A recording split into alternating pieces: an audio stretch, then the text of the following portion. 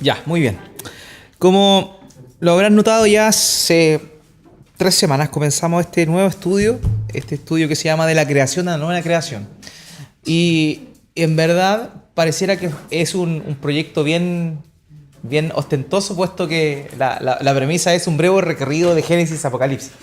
Pero como les comenté la otra vez, más allá de ir viendo libro por libro de manera detallada cada uno de los libros de la Escritura, lo que vamos a estar hablando básicamente es de qué trata cada uno de esos libros en función a la idea que tiene toda la Escritura, ¿ya?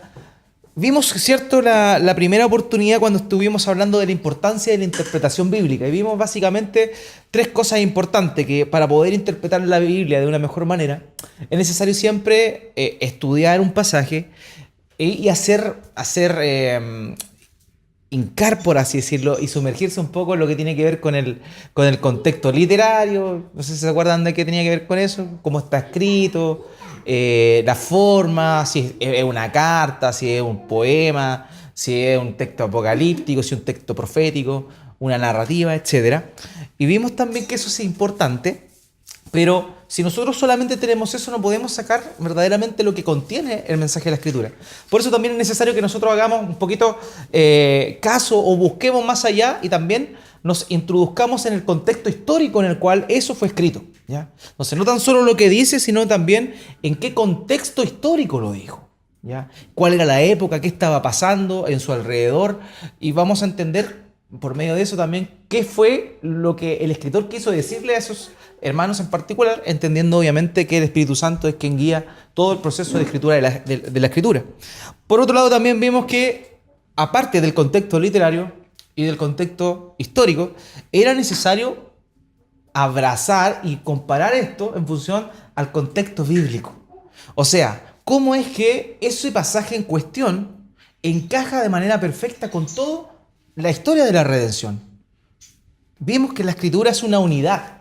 A pesar de que está constituida de 66 libros, tiene un tema en específico, y ese tema es el Señor Jesucristo, el pacto que Él hizo y también su reino. Ese es el tema principal de la Escritura.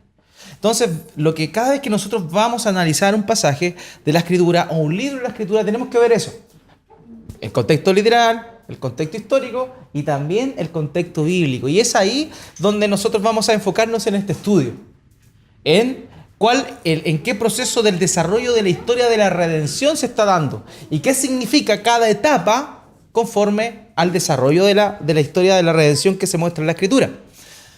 Y vimos la semana pasada, y hicimos harto énfasis en eso de la unidad, porque de verdad que es importante. Nosotros no debemos ser mutiladores de la Escritura, mutiladores del tema de la Escritura.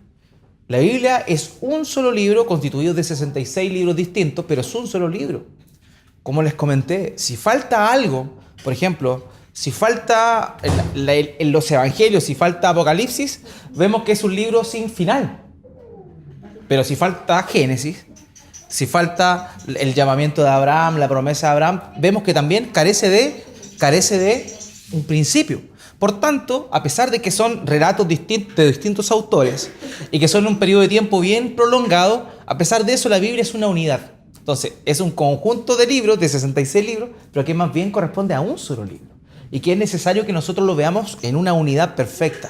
Y hablamos de que esta unidad de la Biblia, haciendo alusión a lo mismo que el Señor Jesucristo dijo, que esta unidad está enfocada en la persona de Cristo, en su obra, en la cruz, ¿cierto?, su obra de redención, y también en lo que Él vino a anunciar. Nosotros estuvimos viendo, y lo mencionamos, que la frase o la expresión más repetida por el Señor Jesucristo es el reino de los cielos. Si ustedes buscan, hagan los que tienen Biblia con letras rojas, vean, ojeen y van a notar que las palabras rojas muchas veces, en muchas oportunidades, dice el reino de los cielos. Porque el propósito del Señor Jesucristo era precisamente ese. Él dijo, arrepentidos y convertidos porque el reino de los cielos se ha acercado. La historia de la redención por completa nos habla del reino de Dios, ¿ya? Y por eso lo que concluimos la semana pasada es que vamos a ver nosotros una dinámica en toda la Escritura, algo que se repite, un patrón que se repite, que es sobre el reino de Dios. Y para poder entender todos estos procesos es que nosotros definimos el reino de Dios en tres cosas. La Biblia habla del reino de Dios, pero habla de ¿qué significa el reino de Dios? El pueblo de Dios en el lugar de Dios, donde Dios los puso, siendo gobernados por Él. Eso es lo que significa. Y eso lo va a ver en toda la escritura usted. El reino de Dios. ¿Qué significa el reino de Dios? El pueblo de Dios en el lugar donde Dios los pone, viviendo bajo sus estatutos, sus ordenanzas, sus mandamientos. ¿Ya?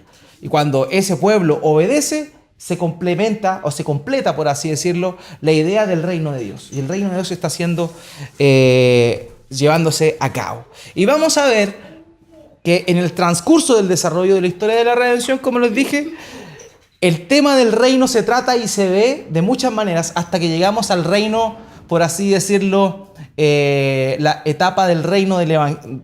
Cuando Jesucristo viene, y en esa etapa es la primera vez que el reino se establece, por así decirlo, ¿ya? Y desde ese momento determinado hasta la consumación, hasta la segunda venida de Cristo, y la eternidad tenemos el reino definitivo, ¿ya? El reino consumado. Entonces vamos a ir viendo cada una de las etapas dentro de la Escritura, y vamos a partir el día de hoy con el patrón del reino establecido en la creación. Vamos a partir de Génesis. Así que invito a que abran sus Biblias porque vamos a estar recurriendo hartas veces a Génesis capítulo 1, 2 y 3. Lo primero, cuando nosotros comenzamos y comenzamos a leer la Escritura y vamos a Génesis, vamos a ver que el capítulo 1 es bastante importante, puesto que nos muestra el orden y el origen de las cosas que nosotros conocemos el día de hoy como la creación. De hecho, la mayoría de las Biblias dice que ese corresponde al relato de la creación. Y el versículo 1 comienza diciendo una verdad intransable.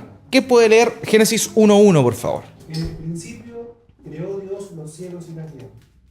En el principio creó Dios los cielos y la tierra. Eso es importante, hermanos, porque nos muestra, en primer lugar, que la Escritura en ningún momento trata de comprobar la existencia de Dios. De alguna forma creo que esto ya lo tocamos, de una manera bien simple, pero es algo que vale la pena volver a recordarlo. La Biblia nunca defiende la existencia de Dios. De hecho, dice, en el principio Dios creó los cielos y la tierra. Estaba hablando de Dios como alguien presente. Y en ningún momento se pone la creación fue cuando un ente llamado Dios y trata de explicar. No, de ninguna manera. Lo que trata de hacer y lo que dice en virtud de esto es que Dios fue el que creó los cielos y la tierra. Partiendo de ahí. Entonces, lo que vamos a ver acá es el reino revelado en la creación y en particular en un pequeño paraíso llamado Edén. Y vemos acá lo siguiente. El arquetipo, ¿sabe usted lo que es un arquetipo? Un tipo es una forma, una figura, ¿cierto? Y el prefijo arc es como el supremo, ¿ya? Entonces, el prototipo supremo del reino de Dios es revelado en el relato de la creación, ¿ya? Un lugar creado para la relación entre el rey y sus súbditos. Recordemos esto.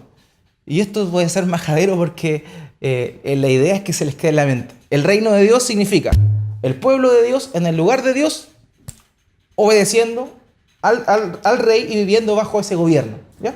Esas son las tres cosas fundamentales. Por ende, obviamente, hay una bendición por causa de vivir bajo los parámetros del rey. Entonces, lo que nosotros vamos a ver en el relato de Génesis, el relato de la creación y todo lo que se ve después más adelante, es cómo este reino es establecido. ¿Ya? Cómo este reino es establecido. La creación fue hecha ¿por quién? Por Dios. No vino de la nada. Ya no vino de la nada. Vino de la nada, pero porque Dios lo ordenó. Pero no es que haya salido de forma natural la creación. Ahora, fíjese lo que dice el Salmo 95 del versículo 3 al 7. Porque el Señor es el gran Dios, el gran Rey sobre todos los dioses. En sus manos están los abismos de la tierra. Suyas son las cumbres de los montes, suyo es el mar, porque Él lo hizo. Con sus manos formó la tierra firme. Vengan, postrémonos reverentes, doblemos la rodilla ante el Señor, nuestro Hacedor, porque Él es nuestro Dios. Y nosotros somos el pueblo de su prado, somos un rebaño bajo su cuidado. si ustedes oyen hoy su voz. Ok, entonces, si notamos bien lo que está diciendo aquí, está hablando sobre la importancia y lo que implica la creación de Dios, que eso lo corona a Él como el Rey y el Creador por sobre todas las cosas. Entonces, la creación es el primer reflejo del reinado de Dios, ¿ya? Dios es soberano, Él no necesitaba de nada ni de nadie para hacer. Él no necesitaba de su creación. Sin embargo, Él, dentro de su voluntad soberana, determina crear con un propósito específico. ¿Cuál es ese propósito específico de la creación? La gloria de Él. Todo Dios lo creó para su gloria. El fin último de la voluntad de Dios es su propia gloria. Él busca su gloria. Cuando nosotros pensamos eso, quizá puede sonar un poco arrogante, ¿cierto? ¿Cómo alguien busca su gloria? Para nosotros, personas caídas como nosotros, buscar la gloria es pecado. Pero para Dios no, porque Él es puro y santo. Entonces, cuando Dios busca su gloria, Él está buscando el mejor beneficio para incluso para su creación. Que Él busque su gloria, eso es una bendición para aquellos que somos creados por Él. Entonces, eso es importante notarlo, ¿ya? En cambio, cuando nosotros buscamos nuestra propia gloria, estamos en un grave problema porque el orgullo nos sobrepasó. Y eso implica obviamente una caída y una lejanía de Dios, que es lo que vamos a ver que ocurre después en el desarrollo del relato de Génesis. Entonces, lo primero es que Dios muestra y crea un reino, ¿cierto? Recordemos el patrón, el reino de Dios, ¿qué tiene que haber primero? Un pueblo, ¿cierto? Pero también tiene que estar en un lugar. La creación es el lugar donde se va a llevar a cabo la relación del reino, ¿ya? Entonces, en la creación de Dios, nosotros también podemos ver cosas importantes. Por ejemplo, el carácter de Él como soberano. Vimos que Él creó. Él es el creador, pero también es el rey de su creación. Y vemos ahí que cuando Él crea y ordena, está mostrando de alguna manera que las cosas que Él hace son de acuerdo a su voluntad. Entonces, nuevamente, por medio de hacer las cosas como Él quiso, las hace y nos muestra por medio de este orden que Él realiza, que Él es el que manda, Él es el que la lleva, ¿ya? Las cosas no se hicieron solas. Entonces, como dice acá, el hecho de que Dios ordene nos muestra que todo lo que Él crea debe cumplir con sus deseos, ¿ya? Él lo hace para Él conforme a sus propósitos. Si nosotros vemos bien el versículo 2 de Génesis 1, ¿quién lo puede leer, por favor? Vamos a ver algo. Y la tierra estaba desordenada sobre la faz del abismo, y el Espíritu de Dios se movía sobre la faz de las aguas. Ok. Dice, y la tierra estaba y vacía, ¿ya? Esto es bien interesante porque en realidad en el español no tiene mucho lugar. Como algo vacío va a estar desordenado. Si esto estuviera sin silla, ¿cierto? No podría estar desordenado porque está vacío. Entonces, en realidad, la idea de lo que dice aquí desordenada tiene que ver con algo sin forma, ¿ya? La tierra no tenía forma y estaba vacía, ¿ya? Esa es la idea. Ahora, Dios establece y comienza su proceso de creación ordenando, porque Él hace las cosas conforme a su voluntad. Él determinó algo y lo hace, ¿ya? Entonces, eso es lo primero que vemos aquí. Vemos a Dios creando. Y vemos que Él lo hace conforme a sus propósitos. Fíjense aquí, en este versículo, Génesis capítulo 1, versículo 6, cómo habla, cómo nos muestra en verdad que el mandato de Dios hace que haya un orden. Génesis 1, 6. Luego Dios dijo Dios, haya expansión en medio de las aguas y separe las aguas de las aguas. Ok, entonces, acá lo que nos está mostrando este pasaje es que Él mandó y dijo que exista el firmamento y en medio de las aguas y que las separe. Entonces está hablando de orden. ¿Se dan cuenta de eso? Él ordena las cosas de acuerdo a su voluntad. Salmo 74 del 16 al 17. Ahí está, ¿quién lo puede leer? De alguna forma indica de que... Sí, adelante, por favor, hermano. Dijo que hay expansión en medio de las aguas. Significa que fuera la tierra. ¿Cómo? Aparece la tierra, aparece una especie de... Después de eso, porque lo que pasa es que la tierra sale del agua dentro del relato de la creación. Claro, pero aquí lo que está haciendo es que antes estaba la tierra desordenada y vacía, y dice que habían desorden y que el agua, por así decirlo, estaba flotando desordenadamente. Entonces lo que hace el mandato de Dios es decir que entre esa agua hay una separación. Y esa separación dice ahí que le llama expansión. Y eso es el espacio, el cielo. ¿Ya? Eso es el espacio, a eso se está refiriendo. Entonces, de alguna forma queda agua arriba y agua abajo. ¿Ya? Y ahí empieza ese proceso de reconstrucción, o más bien de construcción, en función a cosas que él ya había creado. Porque lo que él primero hace es cielo y tierra, pero este estaba desordenado. Entonces él empieza a ordenar. Entonces, la idea que yo quiero que quede con esto es que el hecho de que Dios sea un Dios creador y que ordene, nos muestra de antemano, incluso antes de que haya un ser humano, que Él es el que hace las cosas como Él quiere. ¿Ya? Él hace las cosas de acuerdo a su voluntad. Por eso hay un parámetro en el reino de Dios, y ese parámetro es la voluntad de Dios. Ahora, una de las cosas características que nosotros nos encontramos en el relato de Génesis es la cantidad de veces que aparece que la creación es buena. Si ustedes notan ahí,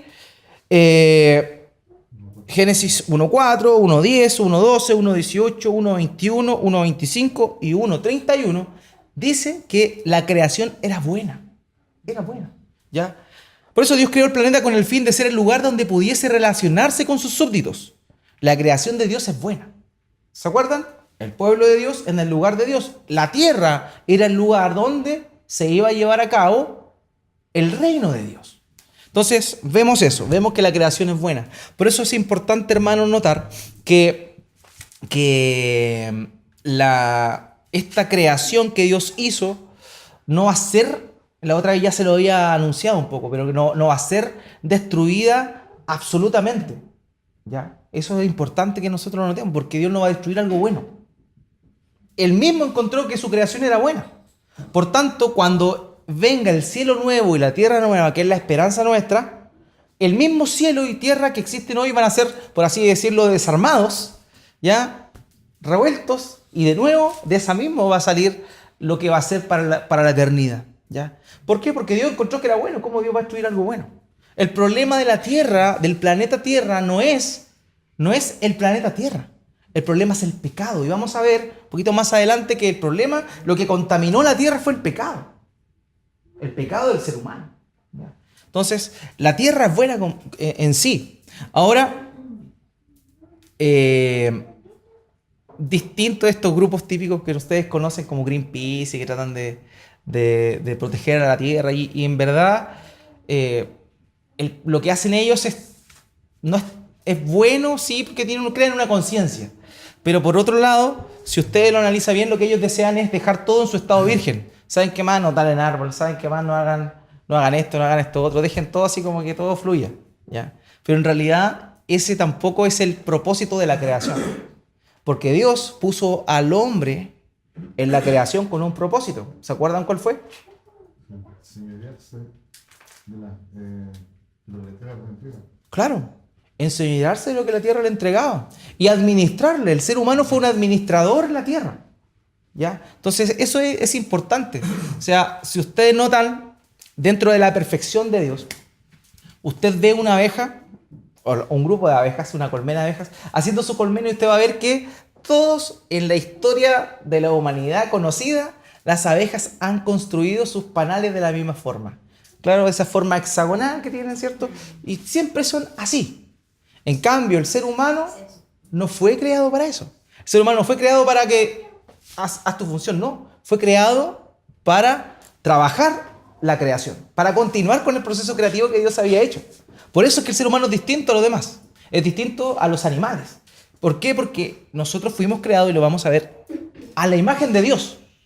Y como fuimos creados a la imagen de Dios, Dios nos sopló espíritu en Adán, ¿cierto? Y de esa forma Él estableció que este ser humano creado iba a ser el administrador de las cosas que Él había creado para su gloria.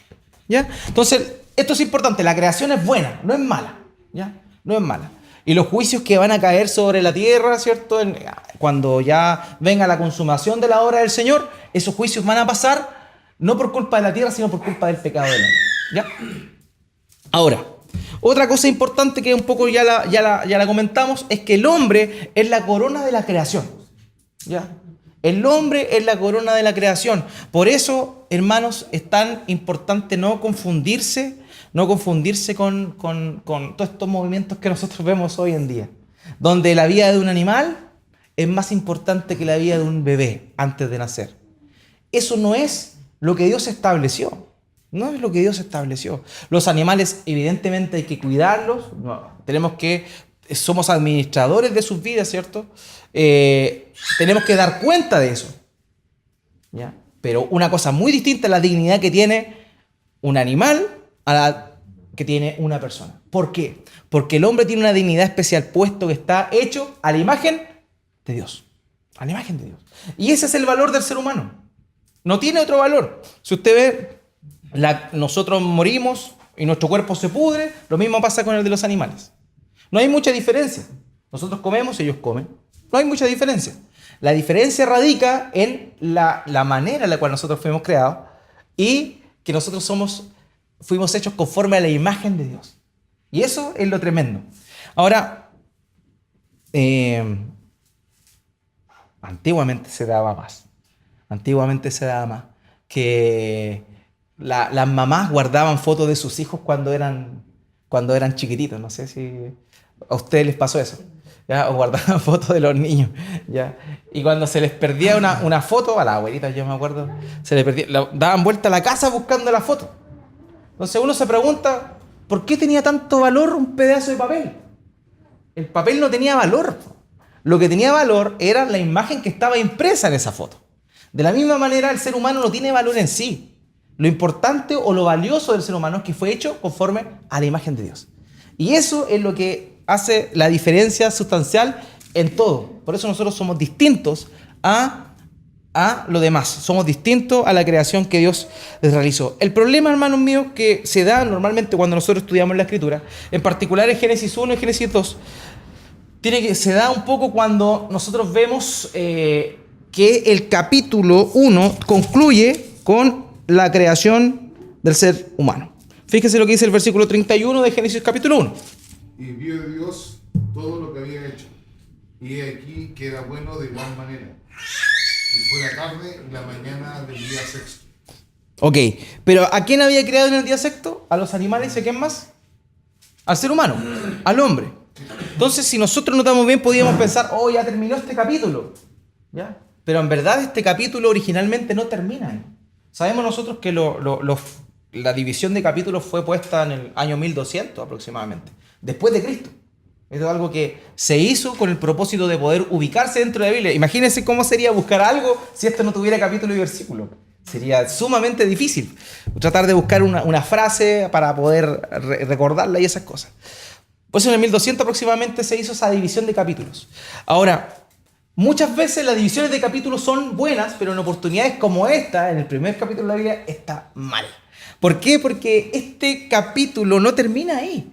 Termina en el versículo 4 en el versículo 4 del capítulo 2. ¿Quién puede leer el versículo del versículo 1 al versículo 4 de Génesis 2? Quedaron terminados los cielos y la tierra y todo lo que hay en ellos. Al llegar el séptimo día, Dios descansó porque había terminado la obra que había emprendido. Dios bendijo el séptimo día y lo santificó porque en ese día descansó de toda su obra creadora. Esta es la historia de la creación de los cielos y la tierra. Ok, entonces lo que estamos viendo acá nosotros, este es el momento más importante del relato de la creación. Porque a veces nosotros, como el capítulo 1 termina ahí en la creación del hombre, uno podría decir, oh, lo más importante es la creación del hombre. Es cierto, el hombre es el punto cúlmine de la creación, la corona de la creación. Sin embargo, lo más importante del relato de la creación es cómo este termina. Y es la santificación del séptimo día, que es el día donde Dios descansó. Dios descansó, ¿lo vimos la otra vez? ¿Descansó de qué? ¿De qué descansó Dios? De su obra creativa. Eso fue lo que descansó Dios, ¿ya? Porque el mismo Señor Jesucristo dijo, mi Padre hasta el día de hoy trabaja. Por tanto, Dios siempre ha estado trabajando, sosteniendo su creación. Pero en ese momento, el momento del séptimo día es sumamente importante porque ese es el momento clímax del proceso de la creación. Vemos la separación, ¿cierto?, en los primeros 5 días. En el sexto día vemos la creación de los animales, vemos la creación del ser humano, ¿ya? Hecho a imagen de Dios. Pero lo más importante, hermanos míos, es el séptimo día. Es ese estado de descanso en el cual Dios ya había creado al ser humano y se mantenía porque había paz, había descanso. ¿Por qué? Porque estaba el pueblo de Dios, que era Adán y Eva, en el lugar de Dios, que era la creación, ¿cierto?, el planeta Tierra, y vemos nosotros que están bajo el gobierno de Dios.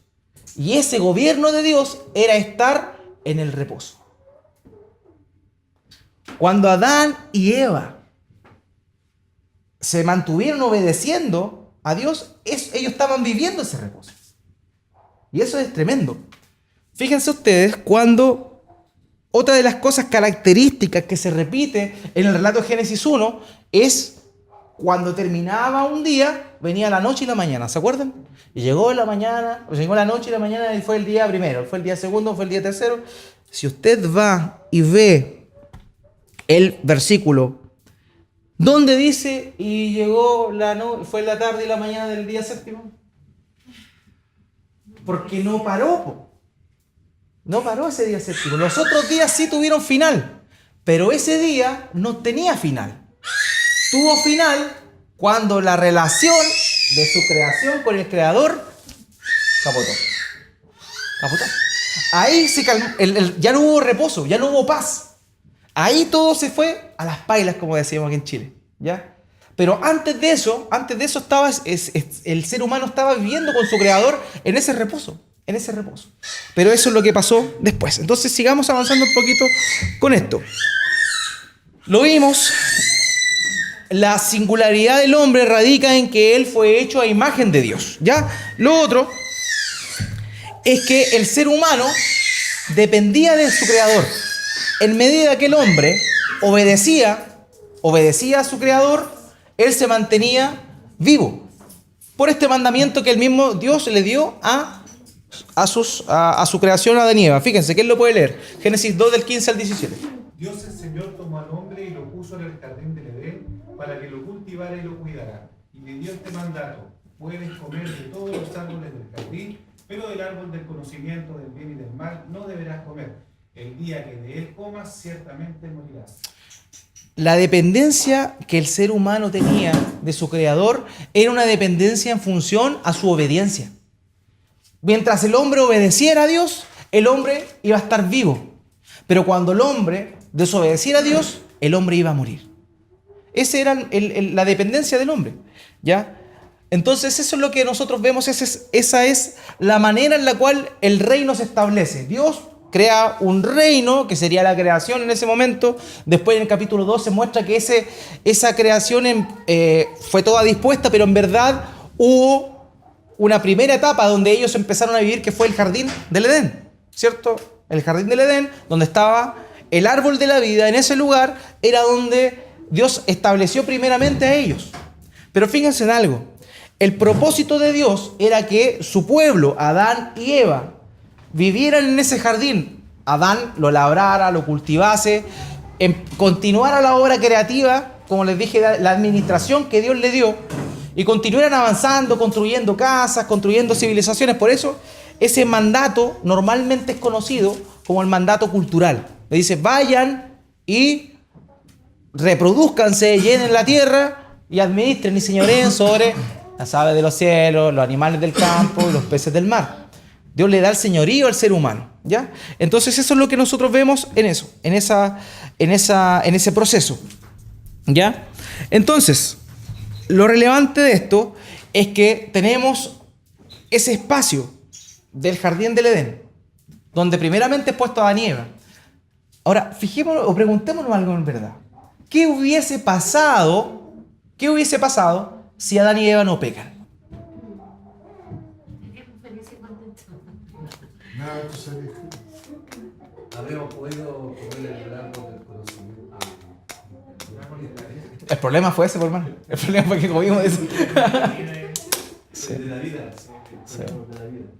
Es que de hecho el hombre no tenía prohibición de comer del árbol de la vida.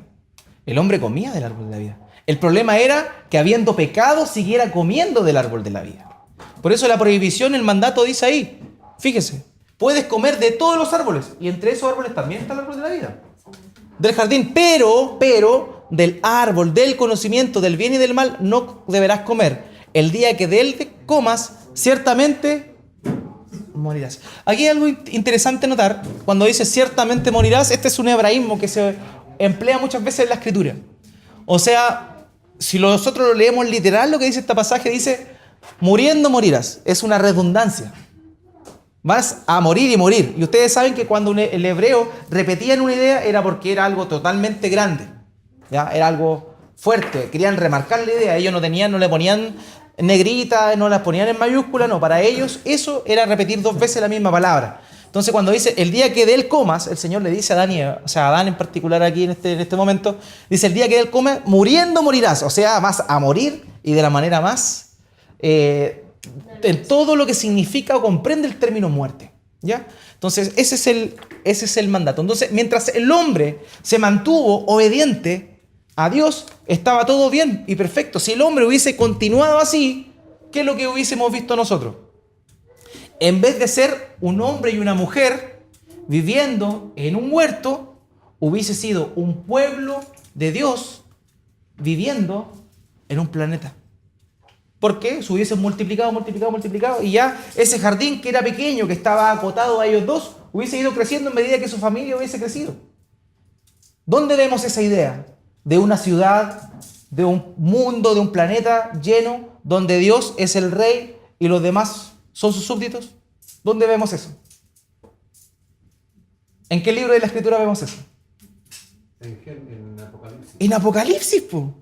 ¿Se dan cuenta? O sea, si Adán y Eva no hubiesen caído, nos ahorramos toda esta cuestión y pasamos al tiro de esa etapa. Amén. Porque ese fue el proceso. Por eso es la unidad de la Biblia es tremenda. Eso que comenzó en Adán y Eva iba a terminar en una ciudad tremenda, iba a terminar Dios morando con ellos en ese cielo nuevo y esa tierra nueva. Eso es lo que ocurrió producto del pecado del ser humano, ¿ya? Pero el mismo patrón que nosotros vemos ahí, lo vemos después acá. Ese mismo árbol de la vida que nosotros vemos en Génesis aparece en el capítulo 22 de Apocalipsis. Porque es el propósito real y consumado de Dios por medio de Jesucristo. El problema es que ese reino debió haber sido cumplido y sabemos que dentro de la voluntad de Dios no fue así que no se calienta en la cabeza, pero estamos en el campo de la hipótesis, ¿ya? Eso debió haber ocurrido desde el principio. O sea, Adán y Eva, obedeciendo a Dios, iban a vivir en el lugar que Dios había establecido y iban a mantenerse bajo su gobierno. Iban a ser parte del pueblo de Dios. Iban a ser súbditos de Dios, súbditos del rey. Eso era lo que debía haber ocurrido. Entonces, aquí es que nosotros vemos, conforme a estas cosas, el parámetro y el patrón del reino establecido en el Génesis. Vemos que el pueblo de Dios correspondía a Adán y Eva, ¿ya? El lugar de Dios era el paraíso, que posteriormente hubiese sido el planeta si hubiesen seguido reproduciéndose sin pecar. Y después, bajo el gobierno de Dios, el mandato de no comer del fruto del árbol del conocimiento del bien y del mal era estar bajo el mandato de Dios. Eso era estar bajo el gobierno de Dios, porque es el único mandamiento que Dios le da a Adán y Eva. Fíjense, no era tan difícil en verdad. Era, ¿sabes qué? Come de todo menos de esto. No era tan complejo ese mandamiento. Sin embargo, Adán, nuestro padre, cayó y por ende todos nosotros caímos. Ahora fíjense bien cómo es que se da el proceso de la caída y vamos a ver cuáles fueron las repercusiones que tuvo este proceso de la caída.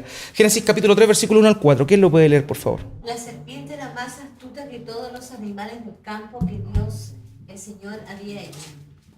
Así que le preguntó a la mujer, ¿es verdad que Dios les dijo que no comieran de ningún árbol del jardín? Podemos comer del fruto de todos los árboles, respondió la mujer. Pero en cuanto al fruto del árbol que está en medio del jardín, Dios no ha dicho, no coman de ese árbol, ni lo toquen, de lo contrario morirán. Pero la serpiente le dijo a la mujer, no es cierto, no van a morir. Fíjense que aquí hay cosas bastante interesantes. Ustedes se acuerdan del mandato que Dios le dio, ¿cierto? Aparece acá. Acá está. Dice, puedes comer de todos los árboles del jardín, pero del árbol del conocimiento del bien y del mal no deberás comer. El día que de él comas, ciertamente morirás. Y vemos la tentación que hace la serpiente. Fíjense, le pregunta, ¿es verdad que Dios le dijo que no comieran de ningún árbol de la vida? O sea, que ningún árbol del jardín. Entonces, miren la respuesta de la mujer. Podemos comer del fruto de todos los árboles, respondió la mujer. Pero en cuanto al fruto del árbol que está en medio del jardín, Dios nos ha dicho, no coman de ese árbol ni lo toquen, de lo contrario morirán. ¿Qué notan de extraño hay dentro de la respuesta que le da la mujer? Ni lo toquen. ¿Dios había dicho que no lo tocaran? No. O sea, por lo menos. No, en el versículo 15 no dice eso. En el 2.15 no dice eso. Sin embargo, la mujer que fue creada o fue sacada de Adán después, ¿cierto? Adán ya le había puesto una forma de típico de nosotros también, fíjense en esto, igual es un patrón que se ve constantemente en nosotros como seres humanos. Tratamos de ponerle más a la cuestión. O sea, ¿sabes qué? El mandato fue no comas, pero ¿sabes qué? No, ni siquiera lo toqué. Entonces eso fue el añadido, por así decirlo, de la carne del ser humano, en ese instante sin pecado, pero también un resguardo que el hombre quiso ponerse. Ahora, aquí hay dos cosas importantes. La tentación como tal. En primer lugar hay un cuestionamiento de la palabra de autoridad. ¿Se acuerdan? Dios, el mandato fue, no coman del fruto del árbol del conocimiento del bien y del mal. Entonces Satanás se acerca, ¿cierto? La serpiente se acerca y le dice, ¿no es verdad que Dios le dijo que no podían comer de todo? Hay un cuestionamiento de la verdad. Lo primero que Satanás quiere conseguir es que Adán y Eva cuestionen la veracidad de las palabras del Señor, de Dios. Eso es lo primero. Es un patrón que también nosotros el día de hoy tenemos.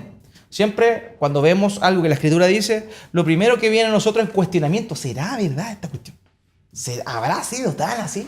Es lo primero, un cuestionamiento. Lo primero que Satanás siembra ahí en Adán y Eva fue un cuestionamiento de la autoridad de Dios. O sea, ¿no es verdad? Entonces eso es lo primero. Y lo segundo es negación absoluta de la verdad de la palabra de Dios.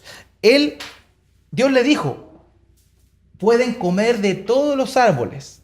¿Qué dice la serpiente? ¿Es verdad que no pueden comer de todos los árboles? Entonces hace una negación ahí. ¿Ya? Trata de esa forma de negar la verdad y dar la vuelta a su favor. ¿Ya? Entonces, de producto de eso es que nosotros vemos la caída. Ahora, fíjense lo que dijo este hermano, Vaughan Roberts. Dice, en realidad es bueno conocer la diferencia entre lo bueno y lo malo. Porque uno pudiese preguntarse, en realidad si lo analizamos objetivamente, ¿cuál fue el problema de que Adán y Eva comieran del fruto de ese árbol si lo único que iba a pasar era que pudiesen conocer lo bueno y lo malo?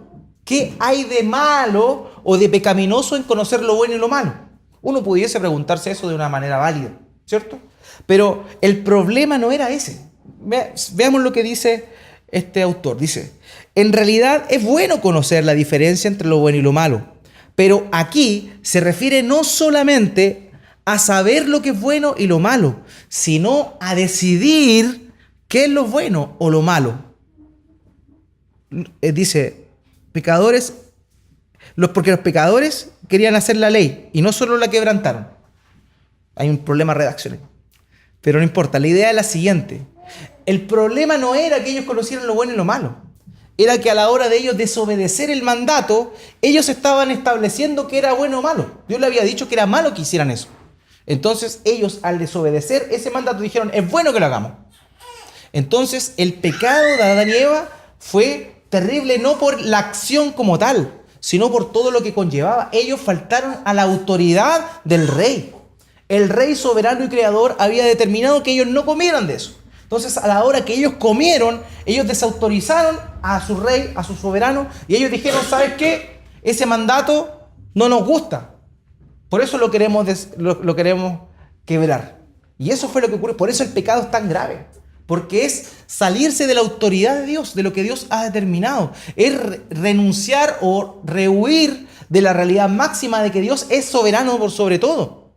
Entonces lo que hizo Adán y Eva es terriblemente grave. Porque ellos se hicieron dioses a sí mismos. Porque era Dios quien establecía lo bueno y lo malo. Y a la hora de ellos objetar el mandato de Dios por medio de desobedecerlo, ellos determinaron que era bueno en realidad. Fíjense que dice que Eva vio que el árbol era codiciable y bueno para alcanzar sabiduría. Ella decidió lo que era bueno, siendo que Dios le había dicho que no lo hiciera. Entonces, ese es el problema del pecado y por qué es tan grave, hermanos míos. El problema no es tanto conocer lo bueno y lo malo, sino más bien determinar que era bueno comer de algo que Dios dijo que no era bueno. Ese fue el pecado como tal. Ahora, de ahí en adelante nosotros vemos una serie y una seguidilla de acontecimientos que van cada vez peor para el hombre y para la mujer. Miren lo que dijo este hermano, James Goldsworthy. Dijo lo siguiente: el hombre muerto es un hombre pecador, un hombre que ha rechazado el reino de Dios. El hombre muerto es el hombre fuera del jardín del Edén. El reino de Dios es el pueblo de Dios, Adán y Eva. En el lugar de Dios, el paraíso, el jardín del Edén. Bajo el gobierno de Dios, mientras obedecieron la orden de Dios. Pero cuando ellos desobedecieron, rehusaron continuar bajo el gobierno de Dios. Ellos dijeron: nosotros no queremos que tú nos gobiernes, nosotros tenemos un plan mejor. ¿Y cuál fue el resultado de eso? Fue que Dios los sacara de su gobierno, que ya no fueran considerados como parte de su pueblo, y también que fueran expulsados del lugar que Dios les había prometido. ¿Se dan cuenta? O sea, el patrón del reino queda destruido. Ya no hay pueblo de Dios porque ellos desobedecieron deliberadamente el mandato de Dios. Rehusaron ser su rey. Rehusaron ser súbditos del rey. ¿Ya? Por tanto, ya no tenían la promesa de la bendición en el lugar que Dios le había dado, que era el Edén. Y por ende tampoco podían ser considerados como pueblo de Dios. Por eso viene lo que todos conocemos en la expulsión. Ahora, vemos el juicio que produjo eso. En primer lugar, lo que provocó el juicio de Dios sobre Adán y Eva fue el quebrantamiento de la relación entre la criatura y el Creador. Ya lo vimos más o menos. ¿Qué lee aquí Génesis 3, 23, 24? Entonces Dios el Señor expulsó al ser humano del jardín del Edén para que trabajara la tierra de la cual había sido hecho. Luego de expulsarlo, puso al oriente del jardín del Edén a los querubines y una espada ardiente que se movía por todos lados para custodiar el camino que lleva al árbol de la vida. Ok, entonces el primer fruto de la desobediencia fue que la relación con Dios se quebrantó. ¿Cómo se tradujo eso? En la expulsión del lugar que Dios había determinado, donde ellos iban a compartir con Él esa paz, ese descanso que se encontraba el ser humano disfrutando mientras estuvo bajo la orden de Dios. Entonces, como el hombre desobedeció, la primera repercusión era haberlos echado. Nosotros vimos también que lo otro que tenía que ver era la muerte. ¿Se acuerdan que la promesa era el día que peques o el día que desobedezcas esto vas a morir? Y vemos nosotros que eso sucedió, pero no sucedió. Sucedió en una parte, pero no de una manera completa. No vemos que Adán y Eva caen fulminados. Eso no ocurrió. Iba a pasar después. Vamos a ver que eso es producto de la gracia de Dios, también mostrada también en ese parámetro. Entonces, en ese tiempo, perdón. Ahora, esto es sumamente relevante. Lo primero que produce la caída y el juicio de Dios es ese. Es la enemistad, la muerte y por ende también la expulsión del lugar donde Dios había determinado tener esta relación de reino con sus súbditos. Lo siguiente que ocurre después del pecado de Adán fue el quebrantamiento de la relación entre los humanos. Fíjense lo que dice este pasaje. Génesis 3:16. A la mujer le dijo: multiplicaré tus dolores en el parto y darás a luz a tus hijos con dolor. Desearás a tu marido y él te dominará. El pecado produjo no tan solo un quebrantamiento vertical para con Dios de la relación, sino también un quebrantamiento de la relación horizontal. No tan solo el hombre se enemistó con Dios, sino también se enemistó entre sí mismo, entre sus pares. Y lo primero que vemos nosotros es a Eva con Adán. Y aquí el mismo Dios le dice a la mujer, dice: darás a luz a tus hijos con dolor, desearás a tu marido. Esa es la expresión desearás a tu marido, tiene relación a desearás el rol de tu marido, desearás la autoridad de tu marido. Y eso es lo que se ve, ¿o no? Si no, veamos los movimientos feministas de hoy día. Pero fíjense en esto, eso es lo pecaminoso, pero esto también es pecaminoso. Y él te dominará. ¿Y qué vemos hoy en día? Machismo versus feminismo, que es precisamente la primera repercusión horizontal del pecado de Adán y Eva. que exista sobre todo en estos tiempos, más aún, este deseo de que la mujer tenga o quiera ser, porque en definitiva lo que se está consiguiendo ahora es que la mujer sea como el hombre, que el nuevo hombre sea la mujer. ¿Sí? Eso es lo que se desea, finalmente. Pero eso fue producto ¿de qué? Eso fue producto de que el hombre siempre desde el inicio, ha querido enseñorearse sobre la mujer, no cumpliendo el rol verdadero que tiene en Cristo. ¿Se acuerdan en Cristo que el hombre tiene que darle honra a su esposa? Eso es en Cristo. Pero por el problema del pecado, el hombre domina a la mujer y se aprovecha de la mujer, ¿ya? Y eso es lo que nosotros vemos. Entonces, no tan solo existió este quiebre vertical entre la relación del hombre con Dios, sino también en la relación partiendo de esposo y esposa. La segunda relación que se quebró la vemos nosotros con los hijos de Adán y Eva. ¿Sabemos la historia? Caín y Abel. Los primeros hermanos. ¿Saben ustedes lo que significa Caín? Caín significa Dios me dio un varón. Y el parafraseo de eso suena como este es un varón como Dios. ¿Ya? ¿Se acuerdan que cuando peca la mujer, peca la serpiente, ¿cierto? Dios condena tanto a la mujer como a la serpiente? ¿Y qué le dice? Dice a la serpiente, le dice que la simiente de la mujer iba a pisarle la cabeza a la simiente de la serpiente, que obviamente corresponde a Satanás. Vemos eso. Entonces, ¿qué pasó? Esa es la promesa que Dios le dio a Eva. Eva pensó que su primogénito iba a ser ese hombre. Por eso le puse, Dios me dio varón, como hijo de la mujer. Entonces ella de alguna manera esperaba que esa promesa de que iba a venir alguien que iba a derrotar a la serpiente se cumpliera en su primogénito, que era Caín. ¿Qué pasó con Caín? Mató a Abel. Fallido. El problema del pecado pervirtió radicalmente al ser humano. Y ya las relaciones más básicas, como la relación esposa-esposo o hermanos, se destruyó. Y las esperanzas de esta mujer estaban puestas en este hombre, Caín, quien fue definitivamente quien mató a su hermano. Génesis capítulo 4, versículo 8 al 9. Caín habló con su hermano Abel mientras estaba en el campo. Caín atacó a su hermano y lo mató. El Señor le preguntó a Caín, ¿dónde está tu hermano Abel? No lo sé, respondió. ¿Acaso soy yo el que debe cuidar a mi hermano? Aquí vemos cómo Caín se saca el pillo ante Dios, que lo conocía todo. Fíjense en algo. El hombre pecó. El hombre fue expulsado del jardín del Edén. Pero en su misericordia Dios todavía continuaba relacionándose con el hombre. Dios expulsó de Edén a Adán y a Eva. Pero vemos acá que Dios habla y todavía mantiene una relación de gracia con el ser humano que había caído, que había roto esa unión y ese lazo y ese vínculo del reino de los cielos. Lo tercero que se produce como juicio de Dios por culpa del pecado es el quebrantamiento de la relación entre los seres humanos y su ambiente. Y esto es un poquito lo que yo les decía adelante. La tierra fue creada y Dios vio que todo lo creado era bueno. Era bueno.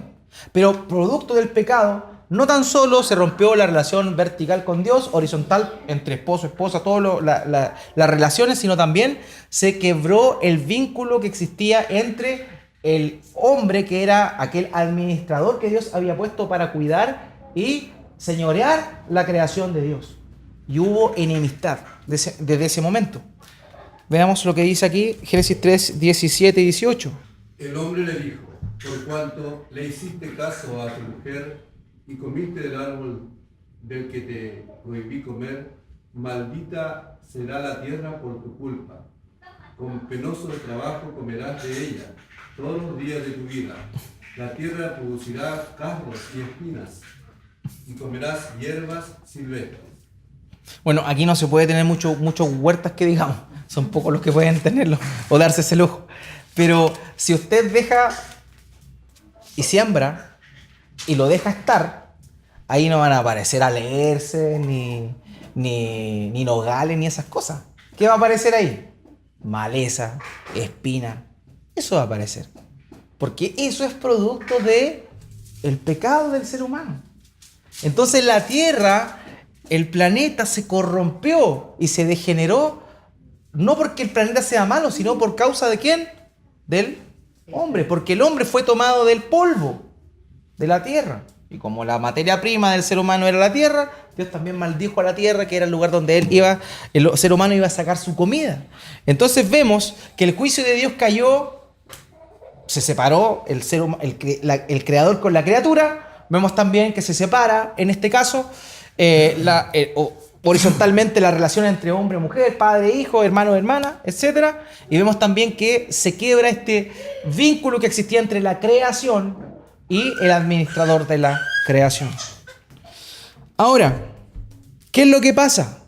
El hombre pecó, Dios lo sacó y estas son las repercusiones que consiguió. Fíjense lo que dice Vaughan Roberts. El reino de Dios, y esto es importante, hermanos, el reino de Dios no es el lugar en donde Él gobierna, ¿ya? Fíjense en esto. ¿Por qué? Porque Él reina en todo lugar, si Él es soberano sobre toda la creación. Sino la esfera en donde su régimen se acepta con alegría. O sea, el reino de Dios verdaderamente se lleva a cabo cuando los súbditos del rey están contentos y gozosos de obedecer y permanecer en esa relación con Dios. Por eso es que ese reino se perdió. Porque el hombre decidió ya no estar bajo el reinado de Dios y ser su propio rey. Y producto de eso es que el ser humano fue echado del reino.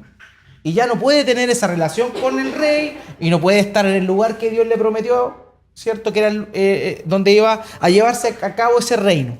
Entonces, por eso es que nosotros vemos que Dios sí es soberano. Una cosa es la soberanía de Dios y otra cosa es el reino de Dios. Y el reino de Dios es efectivo única y exclusivamente en aquellos que están voluntariamente bajo su gobierno. Por eso es que cuando dice el Señor Jesucristo, el reino de los cielos se ha acercado, quiso decir que el rey del cielo, Él, se había acercado. ¿Ya? Y ese reino no llegó y pobló toda la tierra y todos fueron parte de ese reino. Recordemos lo que vimos en Daniel. ¿Cuál fue la visión de Nabucodonosor? Que esa piedra cortada no con mano humana fue que se estableció después como un monte y llenó toda la tierra después al tiempo. ¿Ya? ¿Por qué? Porque la creación, vamos a ver que el ser humano, todo después, hasta la consumación de la obra de Cristo, tanto en su primera como en su segunda venida, recién ahí ese reino va a ser para todos los que han creído en Él y son parte de ese reino. ¿Ya? Entonces eso es relevante. Una cosa es la soberanía de Dios y otra cosa es el reino de Dios. Aquellos que hemos sido salvados somos parte del reino de Dios porque ahora voluntariamente obedecemos a nuestro Dios. Antes no podíamos. ¿Por qué? Porque el pecado provocó en nosotros una depravación, una corrupción radical en nuestro ser. ¿Ya? Entonces, ¿cuáles fueron los resultados? Básicamente la depravación total o corrupción radical, ya lo mencionamos, y la incapacidad de hacer lo bueno. Recordemos el concepto cuando vimos el libre albedrío, ¿se acuerdan de eso? ¿El hombre tiene libre albedrío? Sí, el hombre puede decidir. El tema es que puede decidir entre lo malo y lo peor. Está incapacitado para hacer lo bueno. ¿Ya? El hombre tiene libre albedrío, pero no puede elegir por lo bueno. ¿Ya? La tendencia natural es eso, porque está incapacitado en verdad para poder buscar lo bueno. Y por tanto, el otro resultado es estar lejos del reino de Dios. Y es así como vemos que el ser humano, de Adán en adelante, ya no se encuentra en el reino de Dios. ¿Ya? El hombre no es más el pueblo de Dios, no vivimos más en su tierra, ya que rechazamos su gobierno. Esto es el legado de Adán, ¿ya? Ahora, fíjense que los elementos que nosotros vemos el reino de Dios, vemos el pueblo de Dios, vemos el lugar de Dios, vemos el gobierno de Dios, vemos el juicio de Dios, pero también vemos la gracia. Y la gracia que vemos en este relato del Génesis es tremenda, porque vemos que Dios no borró la existencia del hombre instantáneamente. Él le dijo, el día que comas morirás. Murió espiritualmente, pero no físicamente. Pero sí el hombre después murió físicamente. Si ustedes ven, ahora con el Génesis capítulo 5, Génesis capítulo 5 habla de la genealogía de Adán, y van a notar algo muy interesante, cómo las promesas de Dios se cumplen. Génesis 5, versículo 5, ¿qué dice? Y fueron todos los días que vivió Adán 930 años y ya. Versículo 8, ¿qué lo lee? Todos los días de Seth fue 912 años y murió. 11. Fueron todos los días de Enos 905 años y murió. 14. Fueron todos los días de Cainán 910 años y Lo que más se repite aquí es murió. Porque se lleva a cabo la promesa que Dios había dicho. El día que coman van a morir. Espiritualmente murieron ese día. Pero también la condena en la gracia de Dios la aplazó. La muerte física la aplazó en su misericordia y en su compasión. Entonces por eso que nosotros vemos acá en el relato del Génesis ya gracia. Por eso hay algunos quienes dicen que el periodo de la gracia es el periodo entre Jesucristo y su segunda venida y todo eso. La gracia ha estado siempre. Siempre la gracia ha estado. Aquí en Génesis vemos eso. ¿Cuál fue otra muestra de la gracia de Dios? El juicio sobre la serpiente. Dios condenó a la serpiente, le dijo que le prometió, ¿cierto?, que su descendencia, la descendencia de la serpiente, iba a luchar con la descendencia de la mujer, que obviamente corresponde al Mesías Salvador, y que esa descendiente de la mujer, que corresponde al Mesías Salvador, iba a aplastarle la cabeza a la serpiente. Emite juicio sobre la serpiente. ¿Ya? Eso también es una muestra de la gracia de Dios. No dejar impune a aquel que provocó la caída del hombre. Eso también es gracia. Y por otro lado, vemos el protoevangelio, que aparece en la promesa que Dios le hace a la mujer de que se iba a levantar de su simiente alguien que iba a destruir al enemigo. Entonces vemos la gracia de Dios ahí, tanto en prolongar la muerte física del ser humano, en emitir juicio sobre la serpiente y también en prometer que de la simiente de la mujer se iba a levantar alguien que iba a destruir la simiente de Satanás. Ahora bien, ¿qué vemos nosotros aquí? Después de Adán y Eva y todo lo que pasó, vemos dos descendencias. Vemos el linaje de Set, que fue el hijo que nació después de la muerte de Abel. ¿Se acuerdan? Entonces, después, esos descendientes de Set son los descendientes, por así decirlo, de los justos, metafóricamente hablando. Y la descendencia de Caín fueron los injustos. De hecho, ahí se menciona, por ejemplo, a Lamec. Y Lamec es el primer polígamo en la Biblia. Decía que tenía 2 mujeres.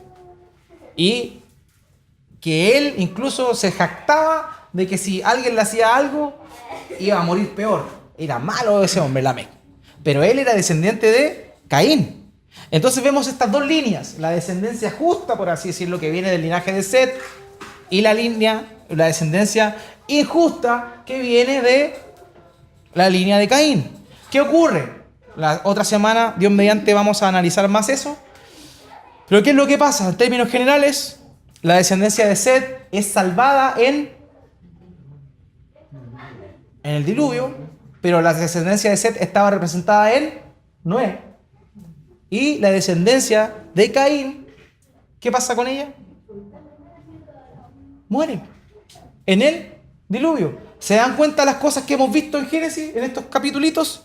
Hemos visto el reino de Dios, la promesa del pueblo de Dios, hemos visto el juicio, hemos visto la gracia, y hemos visto cómo ya en Génesis se habla de que hay unos que se van a salvar y otros que se van a perder mediante el juicio. Fíjense, entonces todas esas cosas son lo que vemos nosotros en el desarrollo de toda la Escritura. Todas esas luces en el mismo relato de Génesis ya nos está dando todo lo que implica el Evangelio. Hemos sido llamados al pueblo de Dios, a ser pueblo de Dios porque estábamos muertos en nuestro delito de pecado. ¿Por qué? Por lo que pasó en Edén. Ahora podemos pertenecer al reino de Dios nuevamente. ¿Por qué? Porque Él nos prometió una herencia en Cristo Jesús. Por medio de Cristo Jesús nosotros ahora tenemos la promesa de cielo nuevo, de tierra nueva. Tenemos la promesa de estar en su reino eternamente y para siempre. Y para siempre. Y es así como nosotros llegamos a este pequeño resumen de lo que vimos. ¿Se acuerdan las cosas que vamos a estar constantemente tocando? El reino de Dios consiste en el pueblo de Dios, el lugar de Dios y el gobierno de Dios, el gobierno y la bendición de Dios. Esas son las cosas que vamos a ver en todo este recorrido. En el Génesis, en la creación, nosotros vemos que el pueblo de Dios corresponde a Adán y a Eva. Vemos que el lugar de Dios corresponde a el jardín del Edén. Vemos que el gobierno y la bendición de Dios está sujeta a la palabra de Dios y a las relaciones perfectas que existían en ese tiempo entre el hombre y la mujer y todo, ¿ya? Y vemos que después de la caída de Adán, ese reino se pierde. Y ya Nadie es el pueblo de Dios. Son expulsados del lugar donde Dios había prometido que los iba a establecer y iba a mantenerse en esa relación con ellos. Y en vez de sujetarse a ese gobierno, obviamente hubo desobediencia y maldición. Es lo que se conoce como el reino perdido. En Adán, la relación del reino se perdió. Y nosotros vamos a continuar ahora avanzando Dios mediante la otra semana y viendo cómo este patrón está presente nuevamente, pero ya empiezan a pasar cosas que empiezan a dilucidar ya cada vez más de manera progresiva lo que se iba a consumar con la obra del Señor Jesucristo. Ya vimos la creación, ¿cierto? Vimos que Dios pone un árbol, vemos como en el Apocalipsis está perfectamente lo mismo. Pero fíjense que hay algo bien importante y bonito en Apocalipsis. Acompáñame en Apocalipsis, por favor. Apocalipsis capítulo 22. En el jardín del Edén, Dios moraba y se relacionaba con el hombre y con la mujer. Dios habitaba en ellos y con ellos. Fíjese en Apocalipsis 22, versículo 1 al 2. Y me mostró un río de agua de vida, resplandeciente como cristal, que salía del trono de Dios y del Cordero, y en medio de la calle de la ciudad, y a cada lado del río estaba el árbol de la vida, que produce 12 clases de fruto, dando su fruto cada mes, y las hojas del árbol eran para la vida de la mujer. En cuenta es la consumación precisamente de lo que debió haber pasado en Génesis. Pero hay un detalle acá que quiero hacer alusión. Es en el versículo, en el capítulo 21, 16, 17. La ciudad se halla establecida en cuadro, y su longitud es igual a su anchura. Y él midió la ciudad con la caña 12.000 estadios. La longitud, la altura y la anchura de ellas son iguales. Ok. ¿Hasta ahí va? No, lo otro igual. Y midió 17. su muro 144 codos, la medida de hombre, la cual es de ancho. Aquí vemos una descripción de la ciudad que va a estar en este cielo nuevo y en esta tierra nueva. Usted pudiese pensar una ciudad cuadrada, que simpático, porque dice que es un cubo según las dimensiones que muestra aquí. Sí, pues aquí dice que son aproximadamente 2.220 kilómetros de largo, ¿ya? Cuadrados, ¿ya? Ahora, evidentemente, hermanos, como ya les he comentado en otras oportunidades, Apocalipsis es un libro que tiene una estructura y una forma apocalíptica. Por tanto, no es que va a haber una ciudad cuadrada, ¿ya? Aquí está haciendo alusión a algo. Dentro del tabernáculo, ¿qué era cuadrado? Perfecto. Si se acuerdan, dentro del templo, ¿qué era? Algo cuadrado. ¿Se acuerdan? ¿No? ¿Lugar santísimo? El lugar santísimo de cuadrado. Era un cuadrado perfecto. ¿Y qué significaba o qué implicaba el lugar santísimo? El lugar donde el pueblo podía comunicarse con Dios. La idea de lo que Apocalipsis está diciendo es que esa no es que vaya a una ciudad cuadrada, sino más bien que ese lugar es el santuario, es donde el hombre va a poder comunicarse con Dios nuevamente y establecer esa relación de pertenecer al reino de Dios, pero ahora ya por los siglos de los siglos. Pero para eso, sangre tuvo que correr. Para eso, uno tuvo que pagar por los pecadores. Por la falta de Adán, uno tuvo que morir. Uno similar a Adán. Y ahí es como vemos todo el desarrollo de la Escritura. Por eso, hermanos míos, lo importante con que el deseo de mi corazón de este estudio, que a ratos puede ponerse denso, pero la idea es que podamos contemplar la unidad que la Escritura nos muestra. Cómo vemos toda la Escritura aunada en una sola cosa, en la obra redentora del Señor para la gloria de Dios Padre, ¿ya? Y podamos gozarnos de eso y podamos ver cómo es que cuando leamos, no sé, algún libro Segunda de Samuel, por ejemplo. No tan solo, como les decía la otra vez, veamos historias interesantes de personajes, los cuales imitar, sino poder ver qué se está llevando a cabo y qué está pasando, en qué parte del desarrollo de este reino está.